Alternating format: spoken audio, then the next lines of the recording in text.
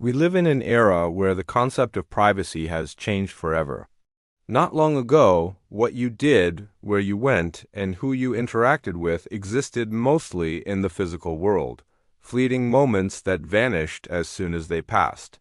Today, every one of those moments can be recorded, stored, analyzed, and sold. The unsettling reality is that you are not simply carrying technology. Technology is carrying you. And that means your life is being monitored in ways most people never even to. This isn't fear-mongering, this is awareness. Because the truth is, whether you're scrolling on your phone, walking down the street, or even just relaxing at home, someone or something is watching. And today, we're going to pull back the curtain and explore 9 everyday places where you're being watched and tracked right now. Not tomorrow, not in some distant future, but right here, right now. 1. Your smartphone, the ultimate tracker. Think about it. Your phone is the most intimate piece of technology you own. It's with you when you wake up, when you work, when you eat, and even when you sleep. What most people forget is that this device is not just a tool, it's also a sensor. GPS quietly logs your exact location down to the street corner. Apps running in the background send signals about your habits, like when you leave the house or which shops you visit. Microphones can be triggered by voice assistants, while cameras have access granted by permissions you may have clicked without reading. And here's the kicker. Even when you're not actively using it, your phone is still talking. It pings nearby towers, it shares data with advertisers, it syncs with cloud services. It builds a digital twin of your life, a version of you that advertisers, governments, and corporations know almost better than you know yourself. You thought you bought the phone? In many ways, the phone bought you. 2. Smart home devices. Your house is listening. We all love convenience. Hey Alexa, turn on the lights. Okay Google, play some music. Smart thermostats adjust the temperature before you even think about it. Smart TVs recommend shows before you search for them. But convenience always has a price, and in this case, the price is your privacy. These devices aren't just passively waiting for your commands. They're listening, collecting data, and sometimes sending it back to servers. Your smart speaker hears your conversations. Your TV tracks what you watch and when. Even a thermostat can log the times you're home or away, building a pattern of your lifestyle. And it doesn't stop there. Many companies share this data with third parties, advertisers, partners, or even governments. So your home, the place you once thought was private and safe, has quietly become a behavioral lab, recording your rhythms and routines. When the walls have ears, they're not made of brick anymore. They're made of circuits, sensors, and microphones. 3. Surveillance cameras in public and private spaces. Walk down a street in any major city, and you'll notice cameras on lampposts, in shops, at intersections, in parking lots, and even mounted on the houses you pass. Public surveillance and private doorbell systems together form a net that's almost impossible to escape. It's not just about recording crime prevention anymore. Facial recognition software is powerful enough to identify individuals in a crowd. License plate readers automatically log vehicles passing by. Even the way you walk, your gait, can be analyzed to match your identity. Think about this. Your daily commute, your coffee runs, your time spent window shopping, all of it can be stitched together into a timeline of your life. What once required a detective now only needs an algorithm, and it's not just governments. Private companies, homeowners, even random strangers with doorbell cameras contribute to this constant network of eyes. The street is no longer anonymous. It's a stage, and you're always under the spotlight. 4. Your car. A rolling data machine. Cars used to be just mechanical machines. Today, they're rolling computers. Modern vehicles come equipped with telematics, systems that monitor speed, braking, location, fuel usage, and more. Ride-sharing apps log every pickup and drop-off point. Toll booths capture your license plate in seconds. And newer cars, connected directly to manufacturer servers, constantly upload diagnostic and usage data. Here's what most people don't realize. Insurance companies and advertisers want that data. Your driving habits can determine your insurance premiums. The places you travel can reveal your shopping routines, your workplace, even your social patterns. That black box in your car doesn't just measure accidents, it measures you. So when you're behind the wheel, enjoying the open road, remember, freedom is not always free. Your car might be moving forward, but your data is following right behind. 5. Social media and online platforms. The behavioral goldmine, every like, every scroll, every post. It all matters. Social media platforms are not just places to share moments. They're data harvesting machines. With every interaction, they build a psychological profile of you. They know what makes you laugh, what makes you angry, what you fear, and what inspires you. They know who you interact with most, what times you're active, and even how long you pause on a certain image before scrolling away. It's not just about showing you ads, it's about shaping your reality. Algorithms decide which voices you hear and which are silenced, what news reaches your feed and what is hidden. In a very real way, these platforms don't just track your choices, they guide them. And the data? It doesn't stay locked away. It's shared with advertisers, data brokers, and sometimes even political campaigns. The currency of the digital age is attention, and your attention has been packaged, priced, and sold. These are just 5 of the 9 places where you're being watched and tracked right now. And we haven't even touched on your workplace, your shopping habits, your health data, or the free Wi-Fi you connect to every day. In the next section, we'll go even deeper, showing you the hidden layers of surveillance that are woven into everyday life, often in places you would never expect. We already peeled back the visible layers: your phone, your home devices, the cameras on the street, your car, and social platforms. Those are the obvious actors. Now we'll go deeper into the quieter, equally invasive systems that shape how you're observed, systems embedded in our jobs, our shopping, our bodies, and the networks we trust for free internet. These are the places where tracking becomes normalized and almost invisible, because they're wrapped in utility and convenience. 6. Workplace monitoring, productivity, or panopticon. Modern workplaces love the language of efficiency. But behind the rhetoric, many companies are building detailed dossiers on employees. Email monitoring, keystroke logging, screen capture, VPN logs, activity timers, location tracking on corporate devices. All of these tools exist in the name of security and productivity. Remote work made surveillance slicker. Time tracking apps take screenshots of your desktop. Wellness programs ask for biometric data, and collaboration tools record when you're active. The implications are profound.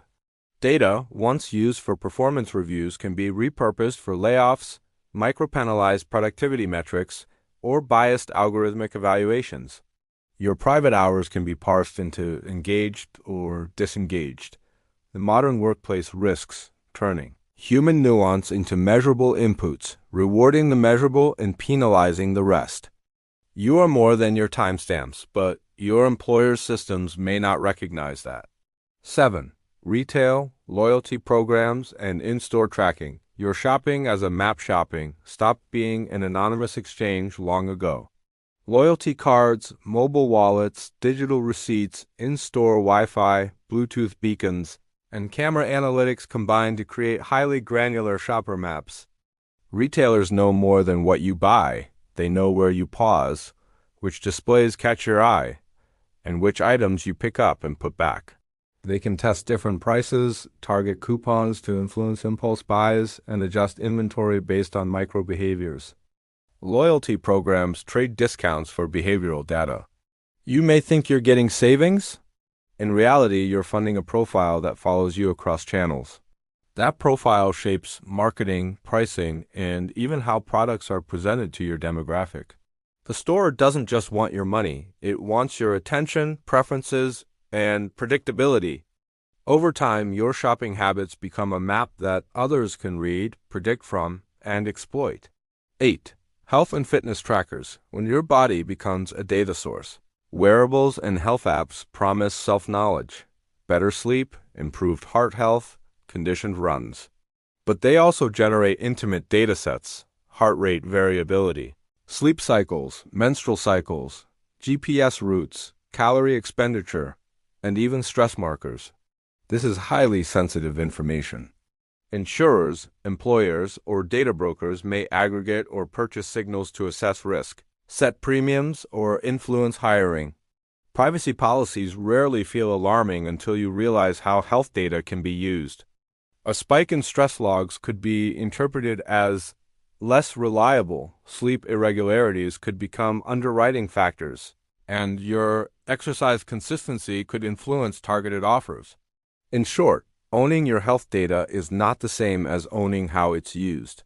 The consequences of commodifying biometric data are only beginning to be felt. 9. Public Wi-Fi and IoT in shared spaces. Free connection. Costly visibility. Free Wi-Fi in airports, cafes, hotels, and malls is a convenience most of us take for granted. But those networks often function as data collection points. Public networks can log device identifiers, capture unencrypted traffic, and inject tracking scripts that persist beyond the session. Add city-scale IoT sensors in streetlights, people counters, environmental monitors, and you have an infrastructure that maps flows of people and devices across space and time. Every free hotspot you accept is a potential surveillance node.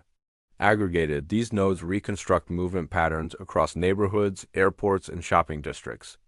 The promise of free and fast comes with the hidden cost of being visible. Your device ID, connection times, and even browsing signals can be stitched into broader behavioral pictures. What this layer reveals, taken together, these next 4 places show how tracking migrates from optional convenience to systemic practice. It's not a single camera or a lone app. It's an ecosystem. Workplace systems standardize presence. Retailers monetize intent. Wearables turn physiology into signals. Public networks map circulation. Each system on its own can be rationalized. Together, they create a near-continuous trace of modern life. Understanding these layers matters because awareness reintroduces choice. You don't have to opt out of civilization, but you can begin to decide which conveniences are worth the trade-offs and which are surveillance dressed as utility. Part 3 will pull the threads together. We'll explore who benefits, how data is merged and sold, and practical steps you can take to reduce unnecessary visibility while keeping the conveniences you value. We've uncovered the 9 major places where your movements, behaviors, and even your biology are being watched and tracked. Your phone, your smart home cameras on the street, your car, social media, the workplace, retail stores, health trackers, and public Wi-Fi. Each one might seem normal, even harmless, when viewed in isolation. But when stitched together, they form a digital net so tight it's hard to slip through. Now let's dig deeper. Let's talk about why this matters, who benefits, and what you can do. The business of surveillance. Your data is the product. It's easy to think of all this monitoring as security or convenience. But underneath, the primary driver is profit. We are living in what many scholars call the surveillance economy. Every piece of data collected, your location, your habits, your health signals, your clicks has monetary value. Advertisers buy it to target you with precision. Insurance companies analyze it to adjust your premiums. Political campaigns weaponize it to influence your opinions. Corporations mine it to predict your next purchase before you even know you want it. And governments? They often tap into the same infrastructures for law enforcement, intelligence, or population management. This is why so much of the tracking is normalized. It's not random, it's systemic. The more data you provide, the easier it is for others to forecast, shape, and profit from your behavior. The illusion of consent. Many systems justify themselves with one word: consent. You clicked "I agree" on that terms of service. You accepted cookies on that website. You signed the employee handbook. But let's be honest. How many people read those documents? How many understand the scale of what they're agreeing to? Consent in the digital age often isn't real consent. It's coerced. You can't use the service without clicking yes. You can't get the job without signing. You can't connect to Wi-Fi without accepting the terms, so you trade privacy for participation. Over time, you stop noticing the trade at all. This is what makes surveillance so powerful. It hides behind the appearance of choice while removing actual alternatives. The psychological cost, always performing. Being watched doesn't just affect your data, it affects your mind. When people know they're being observed, they change how they act. They self-censor. They perform. They begin to live not as free individuals, but as subjects under a lens. Michel Foucault described this as the panopticon effect. When surveillance becomes internalized, you monitor yourself even when no one is watching. Social media is a perfect example. You don't just live your life. You curate it, polish it, brand it, because you know it's being tracked, judged, and remembered. This constant performance erodes authenticity. It creates anxiety. And it trains people to prioritize conformity over truth. That is perhaps the deepest cost of all. Surveillance doesn't just record behavior, it reshapes it. How to resist without retreating, here's the critical part. You don't need to throw away your phone, quit your job, or stop shopping. The goal is not paranoia or retreat. The goal is awareness and selective resistance. On your phone, limit app permissions. Turn off location services except when necessary. Use encrypted messaging when possible. At home, mute smart devices when not in use. Adjust privacy settings on smart TV. Online, use privacy browsers or extensions to block trackers. Be intentional about what you share on social platforms. In stores, consider paying in cash for sensitive purchases. Avoid unnecessary loyalty cards. On public Wi-Fi, use a VPN to shield your browsing from easy capture. For wearables, know what's stored locally versus in the cloud. Decide if you're comfortable with that trade. You can't eliminate all surveillance, but you can reduce its reach, and more importantly, you can reclaim the sense that you are making conscious choices rather than drifting in autopilot. The larger question, freedom in a watched world. At the end of the day, the issue isn't whether surveillance exists. It does. The issue is who controls it and for whose benefit. Do we want a world where corporations and governments know more about us than we know about ourselves? Do we want to live in systems where autonomy is traded away in exchange for convenience? The quote that captures this best is by Edward Snowden, arguing that you don't. To care about the right to privacy because you have nothing to hide is no different than saying you don't care about free speech because you have nothing to say. Privacy isn't about secrecy.